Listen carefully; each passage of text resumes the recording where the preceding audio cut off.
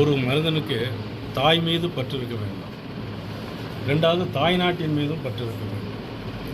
தாய் மீதும் தாய்மொழி மீதும் தாய்நாட்டின் மீது பற்றுள்ள எவராக இருந்தாலும் அவரவர்களை பற்றி பேசுவதில் அதில் எந்த விதமான கருத்து வேறுபாடு வராது.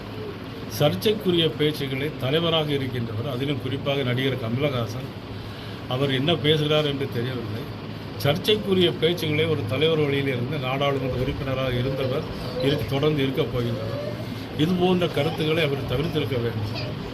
அது மட்டுமில்லை, இன்னைக்கு ஒரு இதில் பார்த்தேன், கன்னடத்தை பூர்வீகமாக கொண்ட முதலமைச்சரால் எனக்கு பிரச்சனை வந்தது என்று சொன்னார். இது தேவையான பேச்சா என்பது தெரியவில்லை. ஒவ்வொரு தலைவர்களும் அவருடைய பூர்வீக வரலாறுகளை எடுத்து பார்த்தால் பல்வேறு பிரச்சனைகள் வரும். இவருடைய பூர்வீகத்தை எடுத்து பார்த்தாலும் சரி, யாருடைய பூர்வீகத்தை எடுத்து பார்த்தாலும் சரி. இன்னும் சொல்லப்போனால் புரட்சித் தலைவி அம்மா அவர்கள் ஒரு முறை ஒரு படப்பிடிப்புக்காக பெங்களூர் போகும்போது அங்கே உள்ளவங்க எல்லாரும் என்ன பண்ணாங்கன்னா, நீங்கள் தமிழ் ஒழிக கன்னட வாழ்கன்னு சொல்லி சொன்னாங்க. ஆனால் அந்த அம்மா என்ன தெரியுமா சொன்னாங்க, நான் உயிர் போனாலும் சொல்ல மாட்டேன்னு சொல்லி தமிழ் மொழியை பெருமையை காத்தவர் புரட்சித் தலைவி அம்மா. ஆனால் தேவையில்லாமல் இந்த நடிகர் கமலஹாசன் அவர்கள் நாடாளுமன்றம் மீது பேசியிருப்பது வந்து வருந்தத்தக்கது. இனிமேலாவது அவர் அதை திருத்திக் கொள்ள வேண்டும். நெல்லையப்பர் கோவில் தேரோட்டத்துக்கு முன்பாக யானை வாங்குவதற்கு கோரிக்கை வச்சிருந்தீங்க. அதுக்கு எந்த கண்டிஷனில் இருக்குது? உங்களோட தொகுதி, சட்டமன்ற தொகுதி, அரசுக்கு நம்ம கேட்பீங்க, வனத்துறைக்கு நம்ம கேட்பீங்க. அதாவது நெல்லையப்பர் கோயிலை பொறுத்தவரை யானை வந்து உத்தரகாண்ட் மாநிலத்தில் 2 குட்டி யானைகள் இருக்கிறது. உத்தரகாண்ட் முதலமைச்சர் அதை தருவதற்கு தயாராக இருக்கிறார்.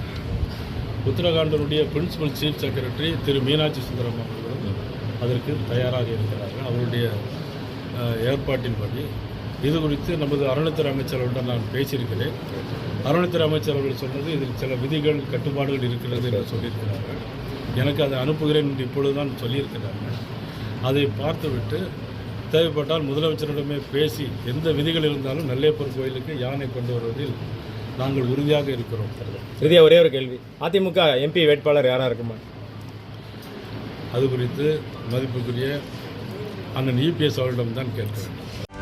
செய்திகளை உடனுக்குடனும் துல்லியமாகவும் தெரிந்து கொள்ள சப்ஸ்கிரைப் பண்ணுங்க.